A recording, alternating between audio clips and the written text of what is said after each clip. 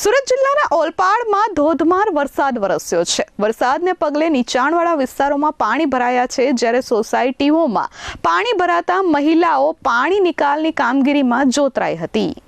સુરત જિલ્લામાં અવિરત વરસાદ વરસી રહ્યો છે અને આ ધોધમાર વરસાદના કારણે નીચાણવાળા વિસ્તારોમાં પાણી ભરાવાના દ્રશ્યો પણ સામે આવ્યા છે। ઓલપાડ તાલુકામાં ધોધમાર વરસાદને પગલે ટાઉનની સોસાયટીઓમાં વરસાદી પાણીનો ભરાવો થઈ ગયો છે।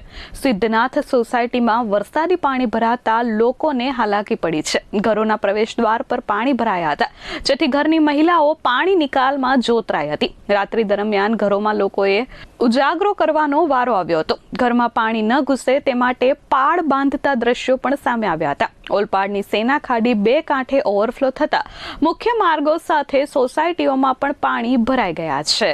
બાદલ પટેલ છે, સિદ્ધાર્થનગર સોસાયટી ઓલપાડમાં રહું છું।